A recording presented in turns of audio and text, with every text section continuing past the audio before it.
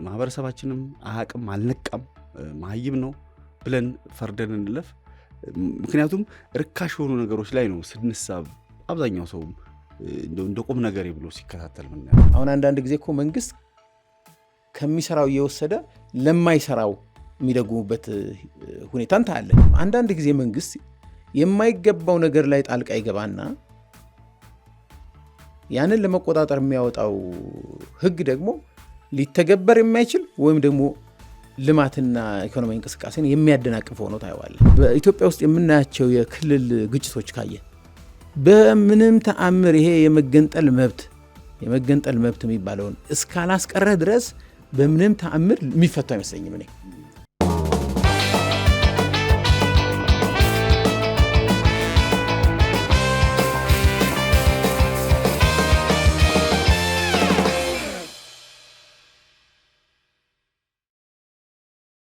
ጤና ይስጥልኝ የአንድ አፍታ ተመልካቾች፣ የልጆቻችን ኢትዮጵያ እነሆ ጀምሯል።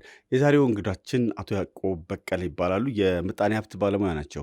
በፌዴራሊዝም ስርዓት እና ስለ ፌዴራሊዝም ሰፊ ጥናትና ምርምር በማድረግ ይታወቃሉ። ምናልባት በፌስቡክ ድረገጻቸው ጃሊብሪቲ የተለያዩ መጽሐፎችን ለአንባቢያን ያጋራሉ፣ ይጠቁማሉ።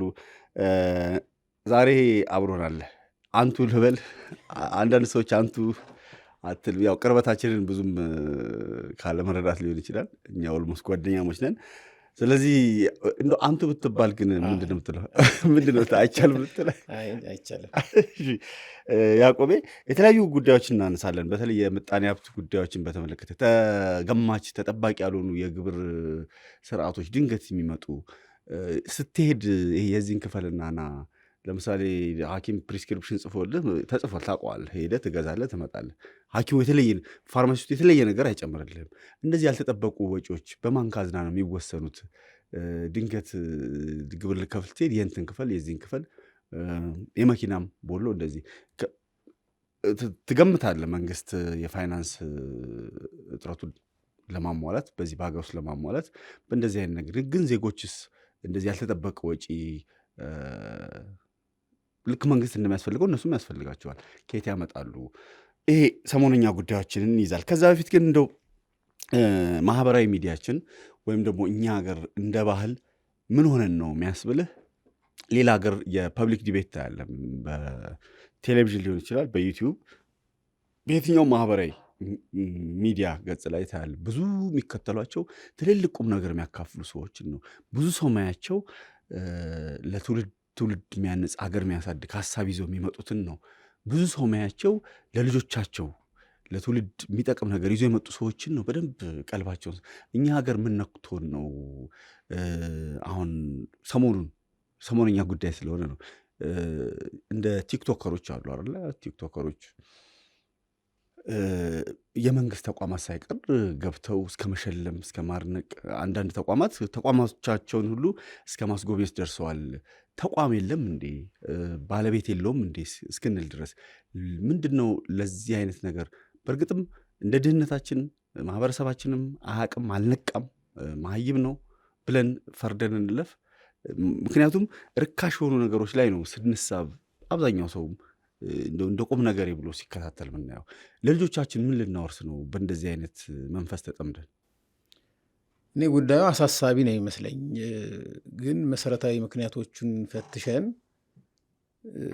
መፍትሄ እስካላበጀን ድረስ ያው የሚቀጥል ለሚሆነው ሁለት ምክንያቶች ይታዩኛል እኔ። አንደኛው እንዳልከው ድህነታችን ነው እና ድሃ ኋላ ቀር የሆነ ሀገር ውስጥ ነው ያለነው። ድሃና ኋላ ቀር ህዝብ ነን ማለት ነው። አመንም አላመንም ማለት ነው። ስለዚህ ሀሳባችንም ለርካሽ አንዳንድ ነገር ሰዎች ሳይሆን መጀመሪያ ቅድሚያ የምንሰጠው ነገር ሆድን ከመሙላት ከመጠለያ እንደዚህ መሰረታዊ ከሆኑ ነገሮች አንጻር ነውና የሀሳብ ሙግት የተለያዩ ለግዠሪ የሚመስሉ ከምቾት ከድሎት በኋላ የምንፈልጋቸው የሚመስሉ ነገሮች ላይ ትኩረት አንሰጥም። ግን ደግሞ አንዳንድ ጊዜ ካለንበት ችግር ለመውጣት ካለንበት ድህነት ካለንበት ኋላ ቀርነት ለመውጣት እንደዛ አይነት ሙግቶች እንደዛ አይነት የሀሳብ ፍጭቶች በጣም መሰረታዊ ናቸው። ግን ብዙ ሰው ለእንዲህ አይነት ነገሮች ቅድሚያ ሰጥቶ ትኩረት ሰጥቶ የሚከታተለው የሚሳተፍበት ሳይሆን ይቀራል። ከዛ ይልቅ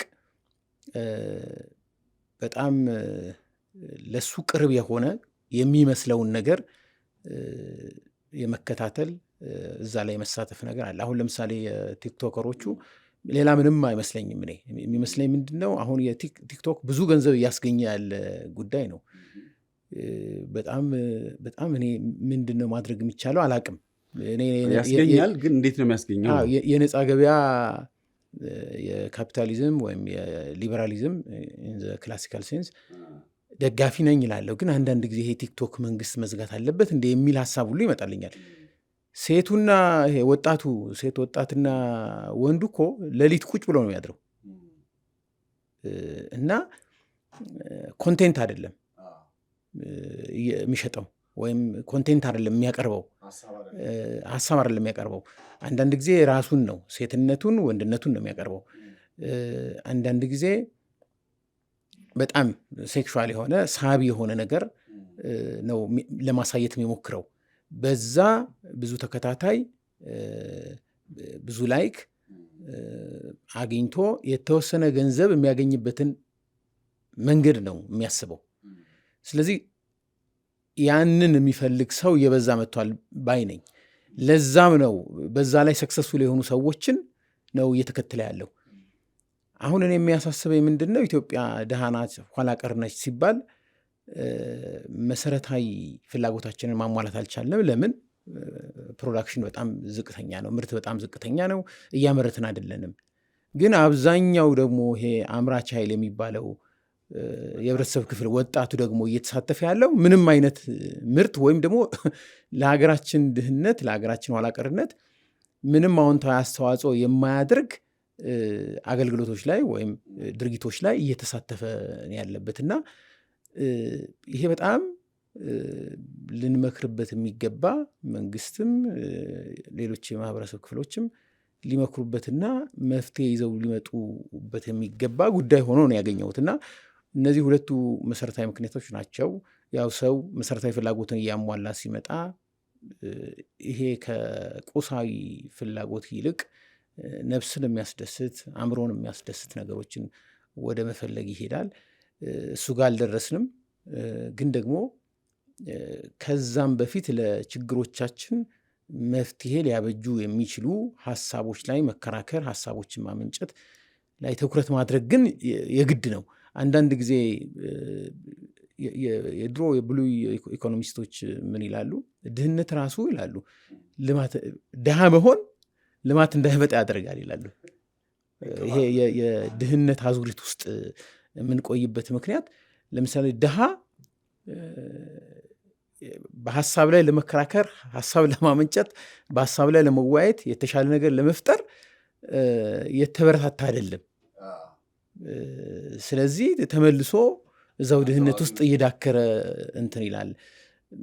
እንደዛ አይነት ነገር አለ። ግን የሆነ ከረጀስ የሆነ ያው ድሃንን ሲባል በልቶ የሚያድር የተወሰነ ህብረተሰብ ክፍል አለ፣ የሚገደው አለ። ራስ ወዳድም ቢሆን ያንተ የሆነን ነገርም ትወዳለህ አይደል? ያንተ ሀገር ያንተ ህዝብ የሆነን ነገር ትወዳለህ። ለህዝቡ የሚጨነቅ ለህዝቡ የሚያስብ ሰው አይጠፋም። እነዛ ሰዎች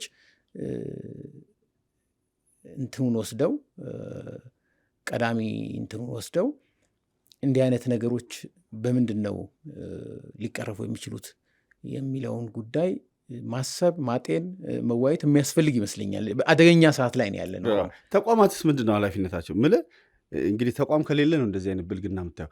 ውጭ ሀገር ታያለህ ትልልቅ ዲቤቶች ምን አይነት ተመልከ እኛ ሀገር ለምሳሌ ሀበጋር የሚባል የቴሌቪዥን ፕሮግራም አለ። እሱን በዩቲዩብ እንኳን ስንት ሰው ያየዋል? በጣም የሚያስቅ ነው። በቴሌቪዥን ስንት ሰው እንደሚያየው አላውቅም። እንደዚህ አይነት የክርክር መድረክ በግለሰብ ሀሳብ አፍላቂነት ነው። እንደው ቢቻል ይህንን የምንጠብቀው ከመንግስት ነበር። እንደዚህ አይነት የሀሳብ ክርክሮች፣ የሀሳብ ፍጭቶች፣ ሀሳብ ፖለቲካ ብቻ አይደለም፣ ኢኮኖሚ፣ በተለይ የድህነታችን ምንጭ ምንድን ነው? እንደዚህ አይነት መድረኮች ከመንግስትም ነበር የሚጠበቁት። አንድ የግለሰብ እንትን አይደለም። ግን እንዴት እዚህ ከአንድ ቲክቶከር ጋር የመንግስት ተቋም ምን አገናኘው? እሱ የሚመልሱት ያው ያንን የጠሩት ሰዎች ናቸው። ግን በጣም አሁን መከላከያ ማለት ታሪኩም ገድሉም ካየኸው በጣም ትልቅ ተቋም ነው እና አዎ ክብሩን፣ ስሙን፣ ዝናውን ሌሎች የሚያጎድፉ ነገሮች የሉም ማለት አይደለም። እነሱንም መቅረፍ አለበት። ግን እንዲህ አይነት ቁመናውን የማይመጥን ያለውን ስታተስ የማይመጥን ክብሩን፣ ስሙን የማይመጥን ድርጊት ውስጥ ገፍቶ መዘፈቁ ይገርመኛል እኔ። ምክንያቱም ሀገር ሊኮራበት የሚገባ ተቋም ነው። ስለዚህ እነዚህ አይነት ነገሮችን ሲያደርግ በጣም በጥንቃቄ ነው። ኢሜጁን መጠበቅ አለበት። ስርዓትም አለው እኮ። አሁን እኔ ብዙ ጊዜ የመንግስት ተቋማት ውስጥ ሰርቻለሁ ከ10 ዓመት በላይ እና አንድ ነገር ስታደርግ እኮ የራሱ የግዢ ስርዓት አለው። በነፃም የምታመጣው ከሆነ የራሱ ሂደት አለው። የሆነ ሰው ዝም ብሎ አትጋብዝም፣ ትመርጣለህ። ገበያ ላይ ለምሳሌ መነቃቃት ይፈልጋሉ ወይ ወታደሮቹ? እኔ ሌላ እሳቤን ያለኝ። ምክንያቱም ወታደር ሁልጊዜም ንቁ ነው። የሚሰጠው ስልጠና የሚሰጠው ኢንዶክትሪኔሽን ሁልጊዜ ንቁ ሆኖ እንዲጠብቅ የሚያደርገው ነው እና ተወዳዳሪ እንደዛ አይነት አገልግሎቶች እንኳን ቢፈልግ ተወዳዳሪ በጣም ሳይንቲፊክ የሆኑ ሙያቸው የሆኑ አካላት ያንን ሊያደርጉለት ይችላሉና አንዳንድ ጊዜ ወይ ግለሰቦች ሊሆኑ ይችላሉ። ግን ያው ተቋሙ ዞሮ ዞሮ ስሙ መጠራቱ አይቀርም።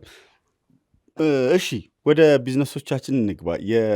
ምናልባት እየገጠማቸው ያሉ ፈተናዎች የዜጎች ቢዝነስ ታክስ ፈቃድ ቁጥጥር ሰሞኑን በተለይ በመኖሪያ ቤት ሳምንትም ከዶክተር ኤርሲዶ ጋር ትንሽ ነካክተነዋል። ቅድሚያ ወደ ንግድ ቤት አዙሩ ተብሎ እንደዚህ አይነት ነገሮች አሉ። ቅድም ያነሳናቸውን ጨምሮ ማለት ነው። ለምሳሌ አንድ ነጋዴ ክሊራንስ የሚጨርስበት ፕሮሰስ ዲጂታል ነው፣ ክፍያው ዲጂታል ነው፣ ብር ሄደ ባንክ ነው የምትከፍለው ነው። ግን ከዛ በመለስ ግን ያለው ግብር ከከፈለ በኋላ ለክሊራንስ ራሱ የሚፈጅበት ጊዜ ማዕት ነው። ወረፋውን ማመን ያቅታል። እንግዲህ አንድ ግለሰብ ገንዘቡን ግብር ለመክፈል ከፍሎ ግን የሚያወጣ ስራውን ፈቶ ስራ ቦታውን ጥሎ ምንድነው እነዚህ ነገሮች ማሳጠር? ከየት ሀገር ነው ይሄ ሲስተምስ የተኮረጀው ነው? እኛ የራሳችን የሆነ እንትናለን፣ ግራ ነው የሚገባ። እሱን እስኪ አንሳልኝ። ያው ኢትዮጵያ ውስጥ ብዙ ሪፎርሞች ተሞክረዋል፣ ማሻሻያዎች። ግን ትልቁ ያልተሻገርነው ነገር ቢኖር ይሄ የቢሮክራሲ ጉዳይ ነው። በአንድ በኩል ህጎቹ አሉ፣ የታክስ ህጎቹ፣ የቁጥጥር ህጎቹ፣ የአገልግሎት ክፍያ ህጎቹ አሉ በአንድ በኩል። እነሱም ችግር አለባቸው። ለምሳሌ ታክስ ከዚህ ቀደም አውርተነዋል። በእኔ እምነት ታክስ ታዳጊ ሀገር ላይ በጣም ዝቅተኛ ነው መሆን ያለበት። ምክንያቱም ቢዝነሶች እንዲፈሉ፣ እንዲበረታቱ፣ እንዲስፋፉ ያስፈልጋል። ምክንያቱም እነሱ ናቸው ግብር ከፋይ። እነሱን የሚያበረታታ ፖሊሲ ነው የሚያስፈልገው። ምክንያቱም ደሃ ሀገር ማለት እኮ የሚያመርት አካል አነስተኛ ነው ማለት ነው። ወይም ደግሞ የሚያመርቱት አምራቾች አነስተኛ ምርት ነው የሚያመርቱት ማለት ነው። ቁጥራቸው ወይ ትንሽ ነው ወይም የሚያመርቱት ያንዳንዱ አምራች ደግሞ የሚያመርተው ነገር አነስተኛ ነው ማለት ነው። ስለዚህ ብዙ እንዲያመርቱ መበረታታት ነው ያለባቸው። ምክንያቱም በየትኛውም ሀገር መንግስት አይደለም አምራች፣ የግል ዘርፉ ነው አምራች። መንግስት ከግል ዘርፉ የሚያገኘውን የሆነ ነገር ላይ ያውለዋል። መንገድም ቢያሰራ የግል ዘርፉ ነው የሚሰራለት በአብዛኛው። ስለዚህ እነሱን የሚያበረታታ ፖሊሲ ነው ማድረግ። ዝቅተኛ ታክስ፣ ዝቅተኛ የሊዝ ክፍያ፣ የመሬት አክሰስ ቀላል፣ የአገልግሎት ክፍያዎች አነስተኛ መሆን አለባቸው። አነስተኛ መሆን አለባቸው ሲባል መንግስት መሰረታዊ መስጠት ያለበትን አገልግሎት ለመስጠት የሚያስችል መሆን አለበት። ግን እንደኛ ሀገር ያሉ ወይም ደግሞ ብዙ ያላደጉ ሀገሮችን ካየህ መንግስት መስራት የሌለበትን ነገር እየሰራ ነው። በጣም ከፍተኛ የሆነ የገንዘብ እጥረት ይገጥመዋል። ስለዚህ ዓላማው ሁልጊዜ ገንዘብ መሰብሰብ ነው እንጂ ቢዝነሶቹ ምን አይነት ችግር ይገጥማቸዋል የሚለውን አያይም። ስለዚህ ህጎቹ ላይ በአጠቃላይ አሁን በገለጽኩት መሰረት እንዲህ አይነት ማሻሻያዎች ማድረግ ያስፈልጋል። ከዛ በኋላ ግን ቢሮክራሲው ከዛ ባሻገር ቢሮክራሲው ነው። ቢሮክራሲው ለከፍተኛ ሙስና፣ ለከፍተኛ እንግልት፣ ለከፍተኛ ኪሳራ የሚዳርግ ነው ቢዝነሶቹን። አሁን ለምሳሌ አንድ ምሳሌ ብንወስድ በጣም ከፍተኛ ችግር ያለበት የግንባታ ፍቃድ ነው። እንደምሰማው ከሆነ ይህንን ብዙዎች ያወሩታል ሶሻል ሚዲያ ላይ ብዙዎች ሲያነሱ፣ ፕራይቬትሊም ደግሞ በግልም ደግሞ እንዲህ አይነት ጉዳይ ገጥሟቸው የነገሩኝ አሉ። በሚሊዮን የሚቆጠር ገንዘብ ካልከፈልክ የግንባታ ፍቃድ ማውጣት፣ የግንባታ ፍቃድ ማደስ በጣም አስቸጋሪ ይሆናል። አሁን ህጋዊ ሆነህ እንኳን በስንት ጭቅጭቅ ያንን ፍቃድ ብታገኘው ግንባታውን ስታከናውን ደግሞ ተቆጣጣሪ ደንብ የሚባሉ ይመጣሉ።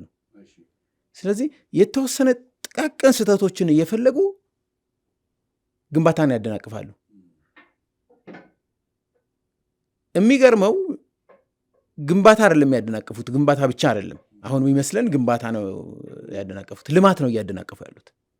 ልማት እየተሰራ ነው። ሰዎች ገቢ የሚያገኙበት፣ ሰዎች ምርት የሚያመርቱበት ሂደት ነው የሚያገኙበት ሂደት ነው። ይህን ሁሉ ነው ዲሰርቭ የሚያደርጉት። እና በጣም ከፍተኛ ችግር ያለበት አንዱ ኤሪያ የዚህ የግንባታ ፍቃድ ነው። በተመሳሳይ የንግድ ፍቃድ፣ የንግድ ምዝገባ፣ እነዚህ ሲሪየስ የሆነ አቴንሽን የሚፈልጉ የንግድ ተቋማትን እና ግለሰብ ነጋዴዎችን እያማረሩ ያሉ ችግሮች ናቸው። ለምሳሌ በአንድ በኩል በጣም በቅልጥፍና እየሰራ ያለና እውቅና ልንሰጠው የሚገባ አለ። አሁን የውልና ማስረጃ ምንም አይነት ቢሮክራሲ አሁን እየገጠመ አይደለም። በቴክኖሎጂ የተደገፈ ሆኗል። እንደውም ከአንድ ቀን ቀደም ብለህ መች አገልግሎት ማግኘት እንደምትፈልግ መርጠህ በዛ ሰዓት ላይ አገልግሎት መስጠት መጀመራቸው በጣም ይበል የሚያሰኝ ነው። ይሄ በሌሎች አገልግሎቶችም መደገም አለበት። መንግስት ይህንን ወስዶ ይህን ትምህርት አድርጎ ሌሎችንም አገልግሎቶች ተመሳሳይ እንዲሆኑ ማድረግ አለበት። ሌላው በጣም ከፍተኛ አሁን ቅድም ስጠቅሰው የነበረው የታክስ ነው። ታክስ ለመክፈል ገንዘብ ሊከፍልህ የመጣን ነጋዴ በአግባቡ አለማስተናገድ፣ ይሄ በአንድ በኩል ከታክስ አስተዳደር ህጎቹም የሚመነጭ ነው። ኢቭን አንዳንዱ ለሰራተኞቹ ለታክስ እዛ ላሉ ሰራተኞቹ ራሱ ግልጽ አይደለም። አዎ የታክስ ህግ ግልጽና ቀላል መሆን አለበት። ቅድም ያልኩትን በተጨማሪነት ማለት ነው ዝቅተኛ ታክስ መሆን አለበት። ግልጽና ቀላል ባለመሆኑ የሚከፍለው ሰውዬ ስንት መክፈል እንዳለበት አያውቅም። የሚያስከፍለውም አካል ደግሞ ይሄ መሆኑ ለሱ አላስፈላጊ ነገሮችን ለማድረግ የተለያዩ ጥቅማጥቅሞችን ለመውሰድ ምቹ እድል ይፈጥሩለታል። ያው ባለፈው እንደተነጋገርነው የመንግስት ሰራተኛ ደሞዝ ደግሞ አነስተኛ ነው። ስለዚህ ኑሮን ለመደጎም ማንኛውንም አይነት ጥረት ያደርጋል። እንዲህ አይነት ነገሮች ግን አጠቃላይ የኢኮኖሚ እንቅስቃሴውን የሚያዳክሙ ናቸው። ስንት ሰው ነው ግብር ለመክፈል ቀኑም ሙሉ ስራ ትቶ ግብር አስገቢው መስሪያ ቤት በር ላይ የሚውለው? ይሄ ሁሉ ምንድን ነው ስትል የምርትና ምርታማነት ሂደት እየተስተጓጎለ ነው ማለት ነው። ሀገር የምታመርተው ምርት በዛው ልክ ይቀንሳል ማለት ነው። እና ለኢኮኖሚ እድገታችን መፋጠን ትልቅ እንቅፋት እየሆነ መሆኑን ማወቅ አለብን። ሁለተኛ መንግስት ቢቻል መንከባከብ የነበረበት አይደለም ማስቸገርና ቢሮክራሲያዊ እንቅፋት መፍጠር፣ መንከባከብ የሚገባውን ለህልውናው መሰረት የሆኑትን። አሁን አንዳንድ ጊዜ እኮ መንግስት ከሚሰራው እየወሰደ ለማይሰራው የሚደጉሙበት ሁኔታን ታያለ። የበለጠ መንከባከብ የነበረበት ግን ሰርቶ ገቢ የሚያስገኘውን ወይም ታክስ የሚከፍለውን አምራች ኃይል ለመንከባከብ የነበረበት። አሁን ያለ ሁኔታ ግን ስታየው እንደውም ለዚህ አካል እንቅፋት፣ ለህልውናው መሰረት መንግስት ለመቆሙ መንግስት ኃላፊነቱን ለመወጣት መሰረት የሆነውን አምራች ኃይል በከፍተኛ ሁኔታ እያንገላታው ነው የሚገኘው። ስለዚህ ይሄ ህጎቹ ቀላል፣ ግልጽ፣ ከታክስ ጋር የተያዘው ደግሞ አነስተኛ እንዲሆን የማድረግ ከዛም ባሻገር ደግሞ ተገማች መሆንም አለበት። ድንገት አይደለም የሆነ ነገር የምታወጣው። የፖሊሲ መረጋጋት ለአንድ ሀገር እድገት በጣም ወሳኝ ጉዳይ ነው። የፖሊሲ መረጋጋት ከሌለ እርግጠኝነት ይጠፋል።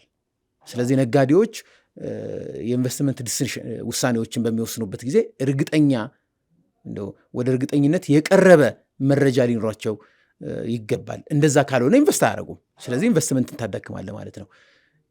ስለዚህ ሲሪየስ የሆነ አቴንሽን የሚፈልግ ጉዳይ ነው ብንል ትክክል ይመስለኛል።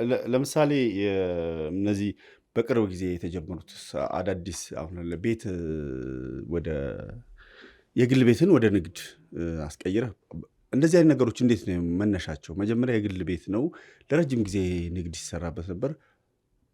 ድንገት እንደዚህ አይነት ህጎች ከየት ነው የሚመነጩት? መነሻቸው ምንድን ነው?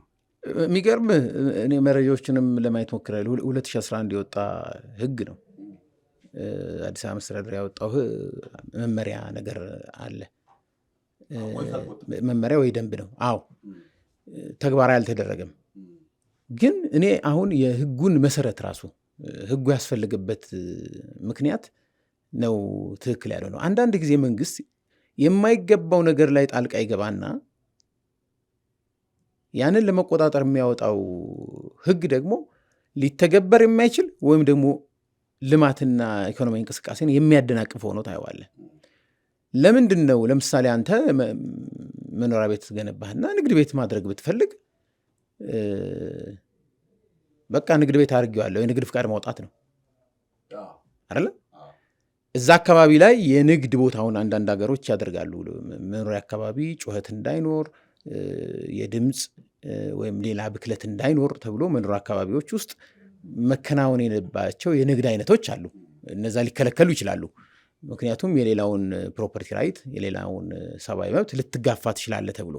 ከዛ ባሻገር ግን አንተም ልትሰራበት ከሆነ ንግድ ፍቃድ ታወጣዋለህ። ስለዚህ ልትኖርበት የነበረው ቤት ንግድ ፍቃድ ስታወጣ የንግድ ቤት ይሆናል ማለት ነው። ስለዚህ መንግስትም ያውቀዋል። ለሰውም የምታከራየው ከሆነ ውልና ማስረጃ ሄደ ስታከራየው ንግድ ፍቃድ የሚያወጣ ሰው ቤት አለህ ወይ? አዎ ተከራይተህ ከሆነ የታለ ውልህ ይለዋል። ስለዚህ ለንግድ ቤት የሚሆን ቤት አከራይቻለሁ ትላለህ። የንግድ ቤት መሆኑ ይታወቃል። ይሄ ህግ የወጣበት መሰረታዊ ምክንያት ነው የሚመስለኝ መሬት በሊዝ ሲሰጣቸው ሰዎች ለንግድ ቤት ነው ለመኖሪያ ቤት ተብሎ በተለያየ ዋጋ ነው የሚሰጣቸው። በተለያየ የሊዝ ዋጋ ነው የሚሰጣቸው። አሁን ይሄ መንግስት ያው በኋላ የምናወራው ይሆናል። የተለያየ የኢኮኖሚ ቲዎሪዎች አሉ። ለኢኮኖሚ እድገት እንትንን ለማበረታታት ወሳኝ የሆኑ የኢኮኖሚ ዘርፎችን ለማበረታታት መንግስት ድጎማ ያድርግ፣ ወሳኝ ያልሆኑት ደግሞ ዲስከሬጅ ለማድረግ ታክስ ይጫንባቸው፣ ወሳኝ የሆኑትን ለማበረታታት ከውጭ የሚመጣ ውድድር እንዳይኖር ፕሮቴክት ያርጋቸው፣ ይጠብቃቸው፣ ከውጭ ተቋማት ከሚደርስባቸው ውድድርና ፉክክር ይጠብቃቸው። የተለያየ ታሪፍ በመጣል በመከልከል ወደ አገር ውስጥ እንዳይገቡ እንዲህ የሚባሉ አሉ። ማለት ስትራቴጂክ የሆነ የመንግስት ጣልቃ ገብነትን በመፍቀድ ወይም በማድረግ አንዱን ዘርፍ ማዳከም፣ አንዱን ዘርፍ መጥቀም ማለት ነው። በዚህ የተነሳ መንግስት እንግዲህ ያሰበው የሚመስለኝ ከመኖሪያ ቤት ይልቅ ንግድ ቤት ገቢ የሚያስገኝ ስለሆነ ከፍተኛ የሊዝ ዋጋ ይጠየቅበታል። ስለዚህ በዝቅተኛ የሊዝ ዋጋ ሽጬልህ ለመኖሪያ ቤት ብለኸኝ አሁን ንግድ እየሰራህበት ነው። ስለዚህ እሱን ለማስተካከል እንደገና የሊዝ እንትኑ መፈተሽ አለበት። ስለዚህ መሰረታዊ ችግሩ የተለያየ ማድረግ ነው። በቃ ለምንም ፐርፐዝ ያውለው ሰውየው። አንተ ቦታው ለመኖሪያ ቤት የሚሆን ለንግድም የሚሆን እስከሆነ ድረስ ለምንም ያውለው፣ ወይም አካባቢው ተመርጦ ይሄ ለንግድ አይሆንም፣ ለፋብሪካ አይሆንም፣ ለኢንዱስትሪ አይሆንም እስካልተባለ ድረስ ማለት ነው። በተመሳሳይ ዋጋ ነው መስጠት ያለብህ። ይሄ ልዩነት ስታደርግ በሌሎችም ፖሊሲዎች ነው ልዩነት ስታደርግ በኋላ ላይ የማስተዳደር ሬጉሌት የማድረግ ችግር ውስጥ ትገባለህ። እንደዛ ከሆነ በኋላ ሰዎች እንግዲህ በመኖሪያ ቤት ዋጋ የሊዝ ዋጋ ቦታውን ገነቡ። ከዛ በኋላ ግን የሆነ ወቅት ላይ ወደ ንግድ ቤት መለወጥ ይፈልጉ ይሆናል። ሰው ሊቸግረው ይችላል። ስለዚህ እንደዛ በሚያደርጉበት ሰዓት አይቻልም ወደሚል መጣ። እሺ እንደዛም ከሆነ ጊዜ መስጠት አያስፈልግም ወይ? ለምንድን ነው ዱብዳ የምታደርግባቸው? የዝግጅት ጊዜ ለምን አሰጣቸው? ወይም ደግሞ ፖሊሲው 2011 ነው የወጣው። ከ2011 ጀምሮ መንግስት እያወቀው የንግድ ፍቃድ ሲያወጡ በመኖሪያ ቤት ላይ ለምን ፈቀደ? ፍቃድ እየሰጣቸው ነበር። አየህ፣ ድንገት አሁን ስታደርገው ግን ብዙ ቤቶች፣ ብዙ ስራ አጦች ትፈጥራለህ። ብዙ ቤቶች፣ ብዙ የንግድ ቤቶች ይቆማሉ፣ ይዘጋሉ። ተዘግተው ነው ከዛንን ፕሮሰስ የምታደርገው። ስለዚህ ሁልጊዜ አዲስ ሕግ ሲወጣ እኮ የፎይታ ጊዜ ይሰጥሃል። የተወሰነ ጊዜ አዲሱን ሕግ አፕላይ ለማድረግ የዝግጅት ጊዜ ይሰጥሃል። ወይም ደግሞ ሕጉ በሚወጣበት ጊዜ ፕሮሰስ ስላለው ሰዎች ተዘጋጁ፣ የዝግጅት ጊዜ አድርጉት፣ ይሄንን ታይም ይባላል። እና እንደዛ አይነት ነገር መደረግ አለበት። ግን መሰረታዊ ችግሩ የተመረጠ ጣልቃ ገብነት የሚባለው ኮንሰፕት ይመስለኛል። መርጠህ ጣልቃ የምትገባበት። እሺ እንግዲህ አንተ በብዛት ወደ ጥናትና ምርምር ወደምታደርግበት አንደኛው የፌዴራሊዝም ስርዓት ውስጥ ስንገባ ብዙ አድማጮች፣ ብዙ ሰዎች የሚያነሱታል። ልክ የቀይ ባህርን ጉዳይ፣ የወደብ ጉዳይ ማንሳት ልክ እንደሚያሸማቅቅ ህገ መንግስቱንም ፌዴራሊዝሙንም መተቸት፣ ስለዛ ማንሳት እንደዛው ባህል ሆኖ የቆየ ነው በኢትዮጵያ በዚህ ባሳለፍነው 30 ዓመት። በተለይ ህገ መንግስቱን በተመለከተ አሁንም እንደዛ የሚሉ ሰዎች አሉ። የማይነካ የማይተች ለሆኑ ሰዎች በቃ ተዘጋጅቶ የተቀመጠ ሰነድ፣ ቅዱስ ሰነድ አድርገው የሚያዩት፣ እንደዛ አይነት ጭንቅላታችን ላይ እንደዛ እንድናስብ ተደርገናል የሚሉ ሰዎች አሉ። ለምሳሌ ዝም ብለን የኢትዮጵያን ፌዴራሊዝም ስታየው አካሌ ከሚባል ሀገር ፌዴራሊዝም ጋር ይመሳሰላል። ዝም ብለህ ስታስበው ይህን ሀገር ይመስላል የምትለኛለህ? እንደዛ ማለት የሚቻል አይመስለኝም። ማለት በጠቅለል ባለ ሁኔታ ለምሳሌ ፌዴሬሽኖችን የሚያመሳስል 6 መሰረታዊ ጉዳይ አለ። ሁሉም የአሜሪካን ፌዴሬሽን፣ የህንድም፣ የኢትዮጵያም አንድ የሚያደርጋቸው አለ። ከዛ ደግሞ ፌዴሬሽኖችን በሁለት ትከፍላለ። አንዳንዶቹ ሞኖ ናሽናል ፌዴራል ስርዓት የሚባሉ አንድ ህዝብ አንድ ሀገር መሆናቸው ምንም እንትንም አይል እንደ አሜሪካ አንድ አይነት ህዝብ ነው ያለው ተብሎ የሚታሰብ፣ ቋንቋቸው በአብዛኛው አንድ አይነት ቋንቋ የሚነገርበት። ለምሳሌ የህገ መንግስታቸው የፌዴራሊዝሙ የህገ መንግስት ፕሪያምብል ላይ እኛ ብለው ይጀምራሉ። የተሰባሰብን እሱ ሌላ ጉዳይ ነው። እሱንም እመጣልሃለሁ። አሁን ሞኖ ናሽናልና ሞኖ ከልቸራል እና መልቲ ከልቸራል ፌዴራል ስርዓት፣ አሁን ይሄ መልቲ ኤትኒክ፣ መልቲ ናሽናል፣ መልቲ ከልቸራል በሚባለው ውስጥ ነው። አሁን እሱን ደግሞ የምታየው የእኛ በጣም የተለየ ነው። ምንድን ነው የሚለው መሰረታዊ ጉዳይ ነው። እኔም ብዙ ጊዜ የምተቸው የእኛ መልቲ ናሽናል ነው። ብሔሮችን እንደ ኔሽን ነው የሚያው። በማርክሲስት ሌኒኒስት ዲክሽነሪ ኔሽን የሚባለው ፖለቲካዊ ውህደት ያለው ሀገር መሆን የሚችል የሆነ ኢኮኖሚ ደረጃ ላይ የደረሰ የካፒታሊዝም እድገት ውስጥ የገባ የቡርዣ ስርዓት ኔሽን የሆነ ዲቪዥን ኦፍ ሌበር ያለበት የጋራ ጥቅም ስታብሊሽ ያደረገ እንደዛ እንደሆነ ነው የሚታሰበው። የእኛ ጋር ቢመጣ ይገለበጣል። የእኛ አሁን እንደዛ አድርጎ ነው አስዩም የሚያደርገው ማለት ነው። መልቲናሽናል ለምሳሌ የተሰጣቸውን ስልጣን ካየ ያለምንም ቅድመ ሁኔታ የመገንጠል መብት አላቸው። እንደገና ኔሽን ስቴት አሰብ ናሽናል ሌቭል ኔሽን ስቴት ነው ያለው ማለት የብሔር መንግስታት አሉ። በወረዳ ሊሆን ይችላል፣ በቀበሌ ሊሆን ይችላል፣ በክልል ሊሆን ይችላል። እና ዝም ብለህ ስታያቸው ያሉት መንግስታትም በቅድሚያ ለዛ ብሔር ነው። ፒውር ብሔር የለም ኢትዮጵያ ውስጥ ማለት አንድ ብሔር ብቻ የሚኖርበት ክልል የለም። በተለያየ ምክንያት አንዱ ብሔር ከሌላው ብሔር ተቀላቅሎ ነው እየኖር ያለው። የሚገርም ከ300 ከ400 ዓመት በፊት ጀምሮ ወይም ከ500 ዓመት በፊት ጀምሮ ይሄ መቀላቀል አለ። ግን አንዳንድ አካባቢዎች በብዛት አንድ ብሔር ያለበት ሶማሌ ብትል፣ ኦሮሞ ብትል፣ ወይም አማራ ብትል፣ ወይ ትግሬ ብትል ያለበት ሊኖር ይችላል። ቅልቅሉ ደብዘዝ ያለ፣ ቅልቅሉ ሞቅ ያለ በተለይ አካባቢ ሊሆን ይችላል። ሂስቶሪካሊ ደግሞ ይሄ የደም እንትናቸውን ካየህ ወይም ዘር ማንዘራቸው የምታይ ከሆነ የሆነ ወቅት አማራ የነበረው አሁን ኦሮሞ ሆኖ ታገኘዋለህ። የሆነ ወቅት ኦሮሞ የነበረ አሁን አማራ ሆኖ ታገኘዋለህ። እና በጦርነት በመገፋፋት ለምሳሌ የኦሮሞ እንቅስቃሴ ማየት ትችላለህ። የሰሜኖቹ እንቅስቃሴ ማየት ትችላለህ። በየጊዜው በሚደረግ ጦርነት ያልተቀላቀለ ህዝብ የለም። አሁን ተነስተ ቋንቋን ከልቸራል ፊቸሮችን ብቻ አይተ እኔ እከሌ ነኝ ልትል ትችላለህ እንጂ በሌላ መመዘኛ በሌላ የማህበራዊ ቡድን መመዘኛ ደግሞ እከሌ ያልከውን ላትሆን ትችላለህ። ወይም የከሌ ጠላት ተብሎ አሁን በአንዳንድ ሰዎች የሚፈረጀውን ቡድን አባል ሆነ ልትገኝ ትችላለህ። እና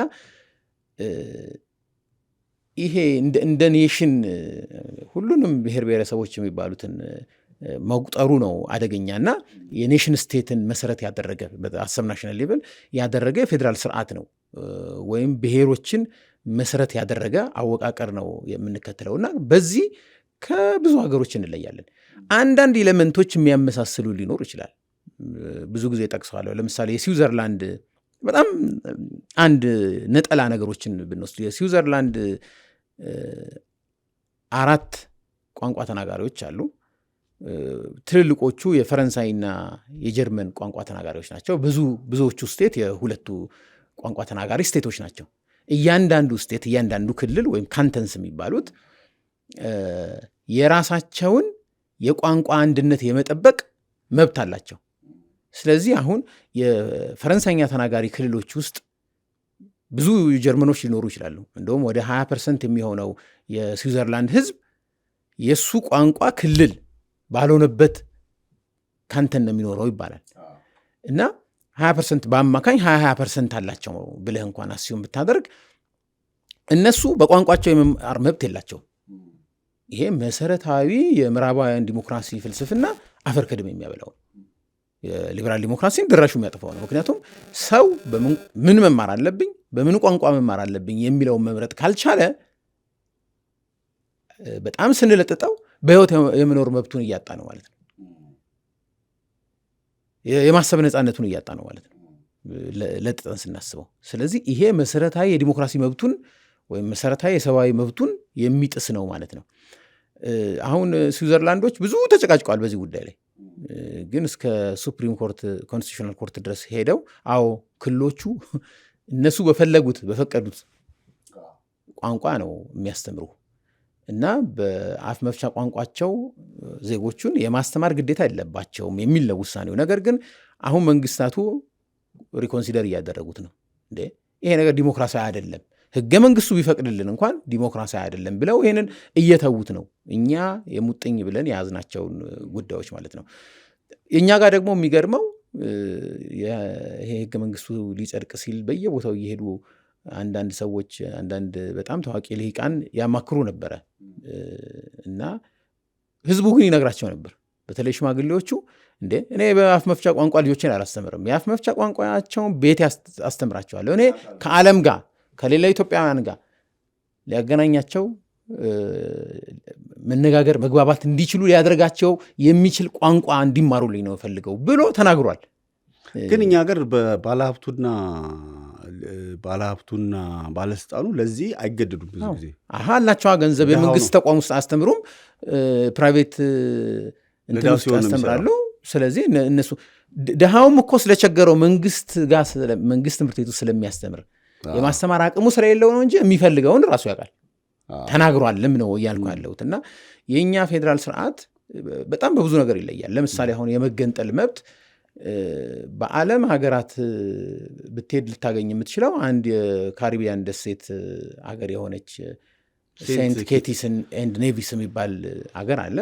ኔቪሶቹ በእኛ ሀገር አንድ ቀበሌ አይሞሉም፣ 47,000 አንድ ወረዳ አሁን ወረዳ የምትለውን አይሞላም። እና ኔቪስ ነች ደግሞ የመገንጠል መብት ያላት። ያ ሁለት ስለሆኑ አንዷ የመገንጠል መብት አላት፣ አንዷ የላትም። ማለት የዘችኛዋ ፈቃድ ነው የሚለያያቸው እንጂ 34,000 እዛኛው ደሴት ላይ ይኖራል፣ 10 ምናምን 12 ነው ወደዚህኛው ትንሿ ኖቪስ ላይ ይኖራል። አሁን እነዚህ እንደ ሀገር አሁን ለመገንጠል ኢትዮጵያ ብቻ ብንላይ በቃም ይሄ ወረዳ ሌላም ተሞክሮ አለ። አሁን ካናዳ ለኪውቤክ በህገ መንግስት ትርጉም መገንጠል እንደሚችሉና የራሳቸውን ስቴት መመስረት ይችላሉ ተብሎ 2 ጊዜ ሪፈረንደም ተካሂዷል። አንድ ጊዜ 60-40 አንድ ጊዜ ደግሞ 49-51 የ500,000 ህዝብ ቁጥር ድምፅ ነው ከካናዳ ጋር አንድ ሆና እንድትቀጥል ያደረጋት እና በግልጽ የለም ግን እንትን አለ። ይሄ ሂስቶሪካል የራሱ ታሪካዊ እንትን ስላለው ነው።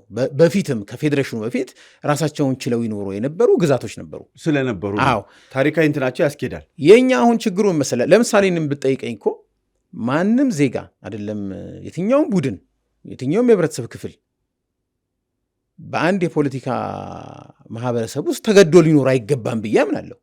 አልፈልግም እያለ አናስገድደው። የእኛ ችግሩ አንደኛ ብሔር ብቻ ነው። ብሔር ብቻ ነው መገንጠል የሚችለው። ይሄ ብሔር ብሔረሰቦች ለምሳሌ የብሔር ክፍል እኔ አሁን ቅድም ብያለሁ። የህብረተሰብ ክፍል አንድ ሉዲግ ቮን ሚስስ የሚባል ኦስትሪያዊ ኢኮኖሚስት አለ። ግለሰብም ቢሆን መገንጠል ፊዚብል አይደለም እንጂ የመገንጠል መብቱ መፈቀድ አለበት። አልፈልግም ከእናንተ ጋር መኖር ካለ ያው ፊዚብል አይደለም፣ የተወሰነ ቁጥር ያለው ፊዚብል አይደለም። ግን ምን እንትንን ፕሪኮንዲሽንን ይጠይቃል መሰለ? መሬት የግል መሆን አለበት። በማን መሬት ነው የምትገነጥለው? መሬት እያንዳንዱ ግለሰብ ከያዘ ይችን መሬት ይዤ በቃ እናንተ ጋር ልመጣ አትምጡብኝ ሊል ይችላል። ግን ፊዚብል አይደለም። እንዴት ቀጣይነት ያለው ኑሮ መኖር ይችላል? ግን አውሮፓ አንድ ቀበሌን ብትለው ፊዚብል ላይሆን ይችላል። በኢኮኖሚ እንደው ይሄን እንኳን ለማሟላት በኢኮኖሚ ቢያንስ በዝናብ የሚኖርን ህዝብ ምን ቅድሚያ ለምሳሌ ፌዴራል ስርዓቱን ስትመሰረተው እኮ ምን እንዲሰጠው ነው ለህዝብ? እሱ ነው እንትኑ ልጨርስልህ መጀመሪያ። የእኛ የመገንጠል እንትን አንደኛ ብሔሮችን ብቻ ነው። አሁን እኮ አንዳንድ ሀሳብ ስታቀርብ ከመገንጠል ባሻገራለ ለምሳሌ ኦሮሚያ 4-5 ክልል ይሁን፣ አማራ 4-5 ክልል ይሁን፣ ደቡብ 4-5 ክልል ይሁን ሲባል በፊት እኮ እንደ ታቡ ነው የሚቆጠረው። ሰው ይናደድብሃል። ፌዴራሊዝም ጥቅሙ ሰልፍ ማኔጅመንት ነው። አዎ ጎጃምን የሚያክል ሎካል ሌቭል ዲሰንትራላይዜሽን ከሌለ ፌዴራሊዝም የለም። ጎጃም የሚያክል ሀገር በዞን አቅጥነው፣ ወለጋ የሚያክል ሀገር በዞን አቅጥነው። አዎ ክልል ብቻውን ክልል መሆን የሚችል እንትን ተገቢ አይደለም ማለት። መሰረትህ ብሔር ስታደርገው ከህዝብ ጥቅም ጋር ለህዝብ ከሚገኝ ፋይዳ ጋር የተገናኘ አይደለም። ፖለቲካል ነው። አዎ ምንም ኢኮኖሚያዊ እንትን የለውም። ፖለቲካል ነው የሚሆነው። ሰዎችም አሁን ይህን አርጊው የሚያደርጉ ምክንያታዊ የሆነ ክርክር ማድረግ አይችሉም። ምንድን ነው የሚሉ የብሔራዊ አንድነታችንን ለመሸርሸር ነው ወይ? እሱ አንዱ ቅድም ያለው ማሸማቀቂያው እንትን ነው። አዎ እንደዚህ ይሉህና በጣም ይሄ ሲቪል የሆነ ዲስከሽን እንኳን በጣም አስቸጋሪ የሚሆንበት አለ። ይሄ ሲባል ግን ዲስከስ አይደረግም አይደለም። በተዘጉ በሮች ላይ ዲስከስ ይደረጋሉ።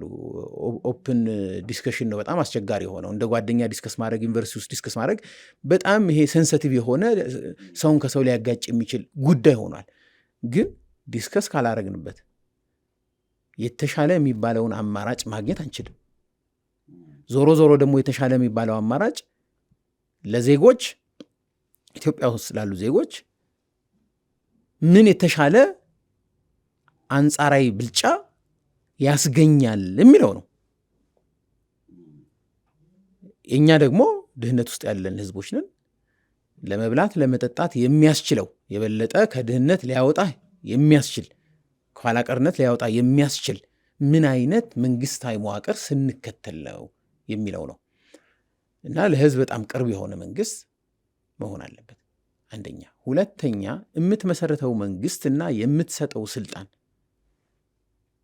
በጣም የተያዘ መሆን አለበት። በጣም ትንንሾቹን ክልል አድርገህ ክልል መሆን የማይገባውን ወረዳ መሆን የማይገባውን ወይም ወረዳ በወረዳ ደረጃ መደራጀት ያለበትን የክልል አገልግሎት ስጥ ብትለው አይሆንም። እሱን የሚያስረዱ ብዙ ኢኮኖሚክ ፕሪንሲፕሎች አሉ። አንዳንድ ክልሎች የሚሰጡት አገልግሎት አንድ ተቋም ያንን አገልግሎት ለመስጠት የሚያቋቁሙት ተቋም ከህዝባቸው በላይ የሆነ ቁጥር ያለው ህዝብ የሚያስተናግድ ይሆናል። ለምሳሌ ዩኒቨርሲቲ፣ በእኛ ሀገር ህገ መንግስት ዩኒቨርሲቲ የክልሎች ነው። በተጨባጭ ፌዴራል መንግስት ነው እያስተዳደረ ያለው ዩኒቨርሲቲ ነው ማስተዳደር። ግን አንዳንድ ክልሎች ዩኒቨርሲቲ ገንቡ ብትል ዩኒቨርሲቲ ለ300 ለ400 አንድ ዩኒቨርሲቲ ለ300 ለ400 ሺህ ህዝብ ሊሆን ይችላል። ግን ከዛ ያነሰ ቁጥር ያላቸው ክልሎች አሉ። እነሱም ዩኒቨርሲቲ ሊኖራቸው ነው። ስለዚህ የምትሰጠው አገልግሎት ከህዝብ ቁጥርህ ጋር የሚመጣጠን መሆን አለበት። ሁለተኛ አገልግሎቱን የሚጠቀመውና ለአገልግሎቱ የሚከፍለው በተቻለ መጠን ተመሳሳይ መሆን አለበት። ምክንያቱም ከክልል ህዝብ ታክስ እየሰበሰብክ የክልል ላልሆነ ህዝብ አገልግሎት የምትሰጥ ከሆነ ይሄ መንግስት የመንግስቱ ሳይዝ ወይም የክልሉ ሳይዝ የህዝብ ቁጥሩ ምናምን በተገቢ ሁኔታ አልተዋቀረም ማለት ነው። መንግስቱ ለዛ ህዝብ በሚመጠን መልኩ አይደለም፣ ወይም ደግሞ ያን አገልግሎት ለመስጠት የሚያስችል ብቃት የሌለው መንግስት ነው ማለት ነው ያቋቋምከውና ዝም ብለህ በዘፈቀደ አይደለም የምታቋቁመው። ኤፊሽንት የሆነ መንግስት ነው ማቋቋም ያለብህ። ኤፊሽንት የሚሆነው ደግሞ የሚሰጠውን አገልግሎት በጣም ዝቅ ባለ ኤክስተርናሊቲን ባስወገደ ማለት የሌሎችን ተጠቃሚዎች ያገለለ መሆን አለበት። ፍሪ ራይደር መሆን የለበትም። ታክስ ሳይከፍል የሚጠቀም መኖር የለበትም ማለት ነው። ወይም ደግሞ ሌላ መንግስት ታክስ ይከፍላል አገልግሎትን ከዚህ ይጠቀማል የሚለው ነገር መታየት አለበትና እሱም ማየት አለበት። በጣም ለህዝብ ቅርብ የሆነ አብዛኛው አገልግሎቶች አስገዳጅ የሆነ ምክንያት እስካልቀረበ ድረስ በሎካል ገቨርንመንት መሰጠት ነው ያለበት። የእኛ እኮ አሁን ሎካል ገቨርንመንቶች ምንም ስልጣን የላቸው። አሁን አንዱም ልዩ የሚያደርገው ይሄ ነው። ምንም ስልጣን የላቸው። አንዳንድ ክልሎች እኮ የወረዳ አስተዳዳሪዎችን ራሳቸው ይሾማሉ።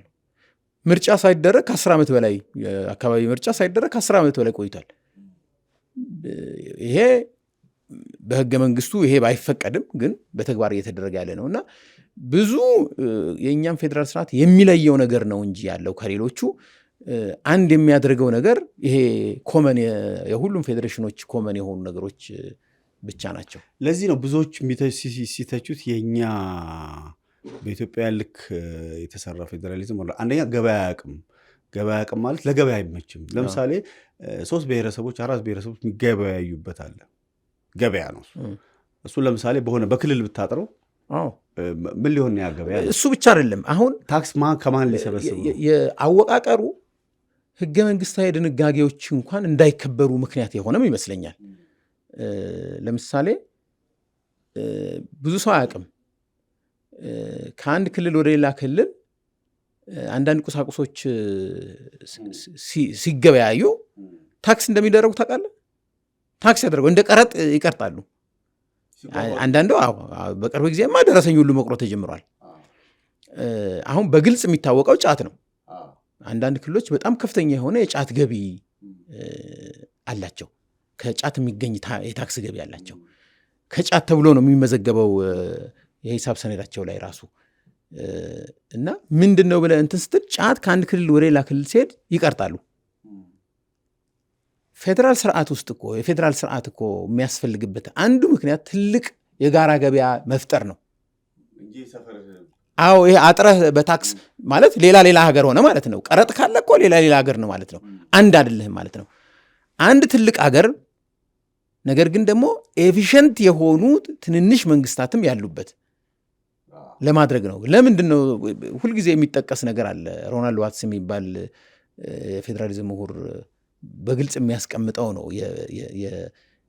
የፌዴራሊዝም ዓላማ ይላል በአንድ በኩል ትንንሽና በጣም ቀልጣፋ ኤፊሽንት የሆኑ መንግስታትን በጣም አስፈላጊ ስለሆኑ ለአካባቢ መንግስታት ፈጣን አገልግሎት፣ ተጠያቂነት ያለበት አገልግሎት፣ ልማትን የሚያፋጥን መንግስት እንዲኖር ማድረግ ነው። በሌላ በኩል ደግሞ ትልልቅና ጠንካራ የጋራ መንግስት እንዲኖር ማድረግ ነው። ይሄ ደግሞ ምንድነው?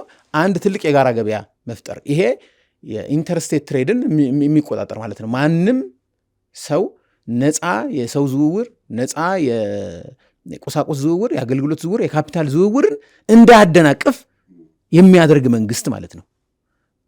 አሁን እሱን ነው እኛ ሚስ ያደረግ ነው። ራሱ ቋንቋ ቤሪየር ነው። እኛ ደግሞ የቋንቋ ፖሊሲን ተግባራዊ የምናደርግበት መንገድ ሌላ ቤሪየር ፈጥሯል ማለት የቋንቋ ልዩነት ካለ ለስራ ከአንድ ቦታ ወደ ሌላ ቦታ መሄድ በጣም አስቸጋሪ ነው የሚሆነው።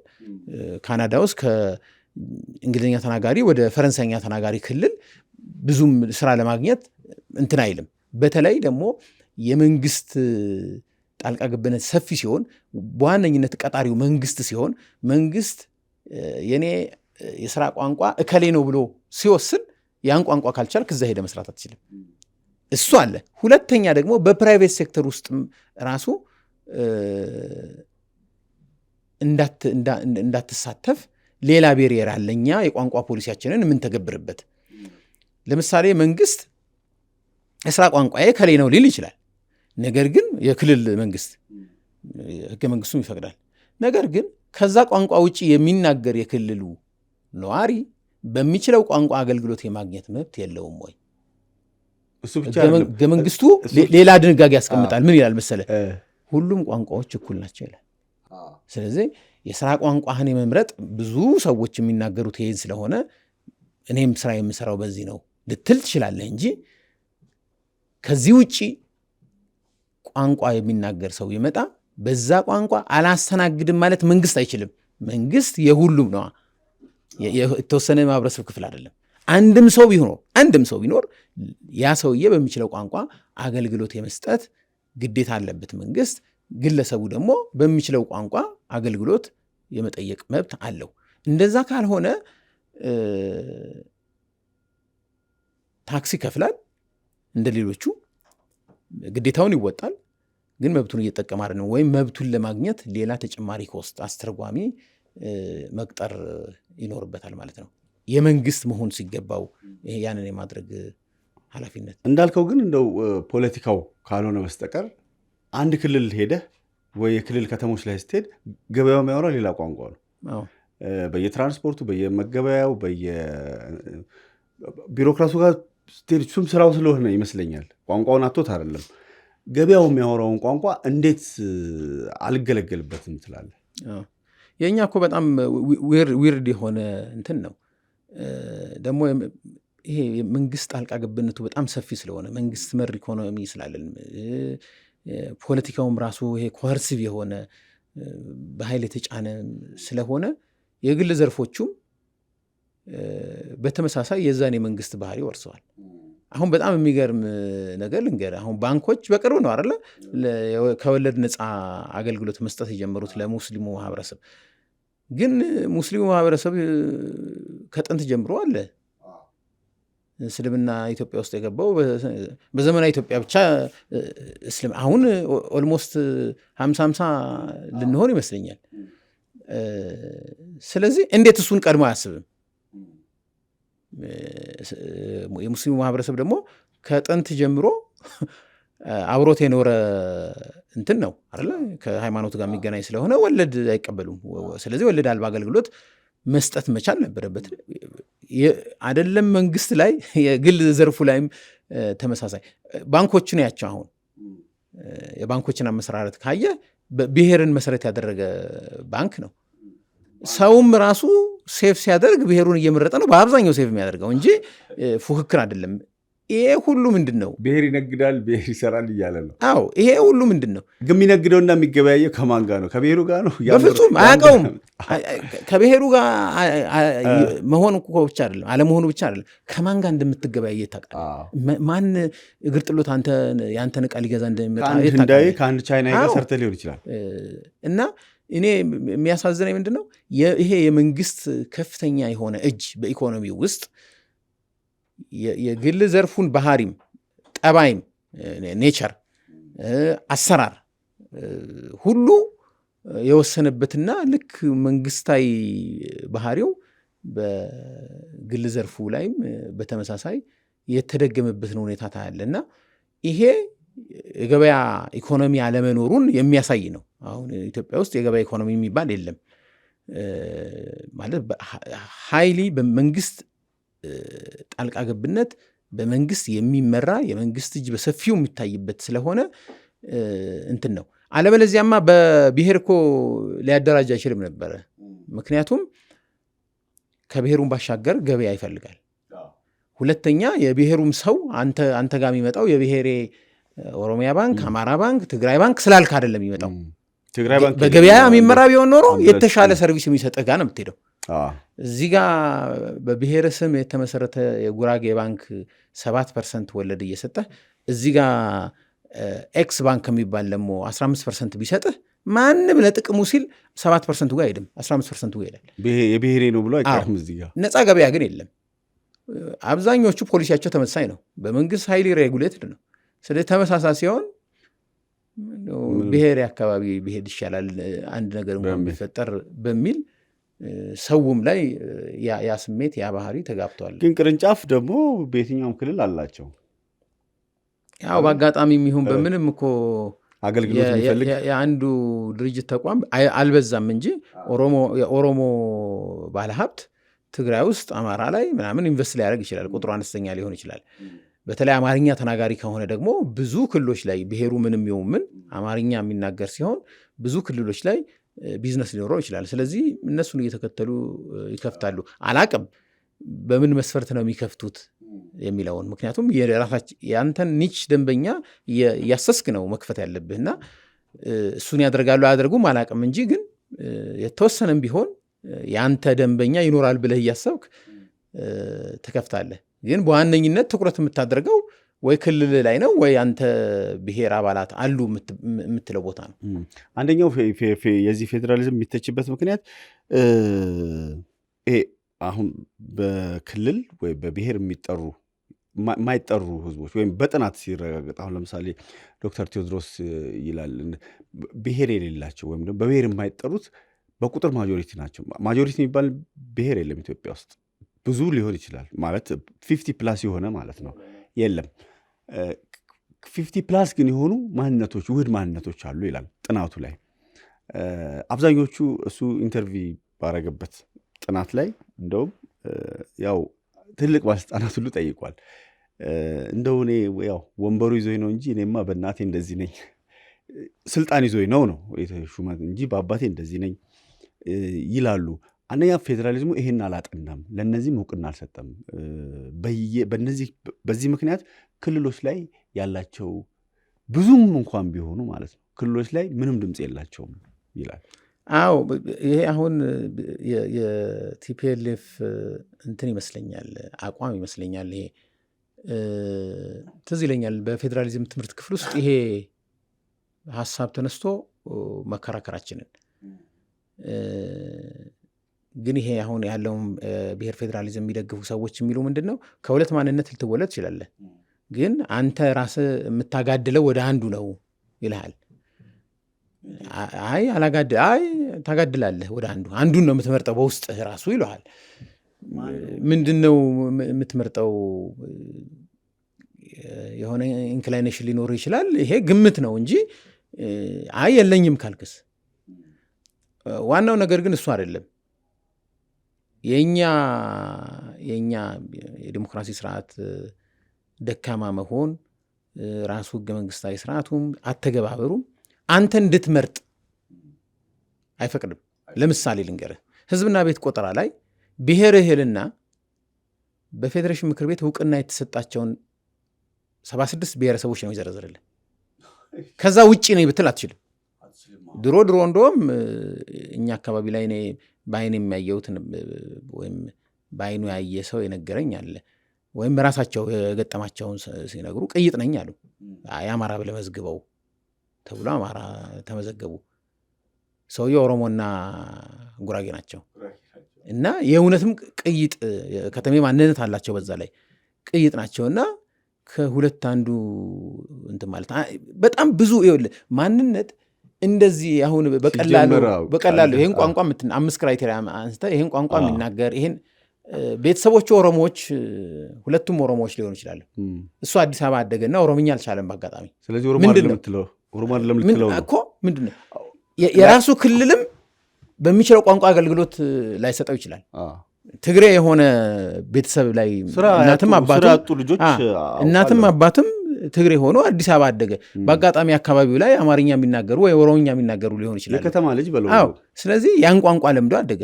ብዙ ሰዎች አሉ እኔ የማውቃቸው አማሮች ሆነው ኦሮሚያ ክልል በስራ ምክንያት ወላጆቻቸው መጣው በቃ ቅላጼያቸው ምናምናም ጠቅላላ ኦሮምኛ የሆነ ሰው አገራቸው ቢሄዱ ጎጃሜ ነኝ ወይ ጎንደሬ ነኝ ቢል ተቀባይነት የማያገኝ በአነጋገሩ በምናምን ምክንያት ያኛውም ኦሮሞ አይደለህም ይለዋል፣ ይሄኛውም አማራ አይደለህም ይለዋል እና በመሀል ቤት የሚቀሩ አሉ። አንተም የመምረጥ መብት የለህም ማለት ነው። አዎ፣ ስለዚህ መሆን ያለበት ሰውየው ነው መምረጥ ያለበት። አንድ እሱ ነው። ሁለተኛ የብሔር ማንነት የሆነ ጥቅም የምታገኝበት የሆነ መብት የሆነ ፕሪቪሌጅ የምታገኝበት መሆን የለበትም። እሱ ነው። አየህ አሁን እኮ የእኛ እኮ የጥቅምና ኮታ መስፈሪያ ሆኖ የጥቅም ማግኛ የመብት ማግኛ መሰረት ስለሆነ ስላደረግነው ነው። በዛ ላይ ደግሞ እንደዚህ አይነት ሰዎች ስራም የጠሉ ትምህርት የጠሉ ንግድ የጠሉ ውድድር የጠሉ ሊሆኑ ይችላል። ባህሪያቸው ነው መገለጫቸው። አሁን እኮ ስራ ለማግኘት ለመመረጥ የሆነ ብሔር አባል መሆን አለብህ። የሆነ ቋንቋ ማወቅ አለብህ። እዛ አካባቢ መኖር ብቻ በቂ አይደለም። የቤኒሻንጉል ኬዝ ሁልጊዜ እነሳለ ከአራቱ ብሔረሰብ ውጭ ያሉት መመረጥ ይችላሉ ወይ የሚል ጥያቄ ምርጫ ቦርድ አይቻልም ብሎ ነበር። በኋላ ፌዴሬሽን ምክር ቤት ነው የገለበጠው። ግን ፌዴሬሽን ምክር ቤትም ሲገለብጠው የክልሉ የአፍ መፍቻ የክልሉ የስራ ቋንቋ አማርኛ ነው የክልሉ። ስለዚህ ክልል ላይ መወዳደር ይችላሉ፣ ወረዳ ላይ ግን አይችሉም። እነዚህ ሰዎች በዛ ጊዜ በዛ ወቅት በሀገሪቱ ውስጥ ምርጫ መወዳደር አይችሉም ማለት ነው። የመመረጥ መብት የላቸውም ማለት ነው። ለምን መሰለ እንደዚህ ምልን። ስለዚህ የት ነው መወዳደር ያለባቸው ካልክ አይደለም እዛ ክልል ላይ መወዳደር አይችሉም። በወረዳ ሌቭል ወረዳ ላይ ካልተወዳደሩ መወዳደር አይችሉም። በወረዳ መወዳደር ቢፈልጉ መወዳደር ያለባቸው ምናልባት ቅድመ አያታቸው ይኖርበት የሄደ አካባቢ ሄደው 1 ዓመት ወይ 2 ዓመት እርግጠኛ አይደለሁም መኖር አለባቸው አይደለ? እሱን በዛ ወቅት በምርጫ ወቅት ማሟላት አይችሉም። ስለዚህ በዛ ወቅት የምናወራ ከሆነ ያ ሰውዬ የመመረጥ መብቱን ዲናይ ህገ መንግስታዊ መብቱን ዲናይ ተደርጓል ማለት ነው። አንድ እሱ ነው። ሁለተኛ ለምንድን ነው ሁልጊዜ መንግስት የሚወስነው ነው? ሁልጊዜ ክርክሬ እዛ ወረዳ ውስጥ እኮ ልመረጥ ቢል ላይመረጥ ይችላል። ግን እዛ ያለ ህዝብ ቋንቋችንን ባይናገርም ሊያስተዳድረን የምንፈልገው እሱ ነው፣ በአስተርጓሚም ቢሆን ያስተዳድረን ብለው ቢመርጡት የመንግስት ድምፅ ነው መከበር ያለበት፣ የህዝቡ ድምፅ ነው መከበር ያለበት። መንግስት ላይ ያለ አካል ለራሱ ጥቅም ሲል ለእሱ መመረጥ አይችልም የሚል እንዳይወዳደርህ ነው አለ።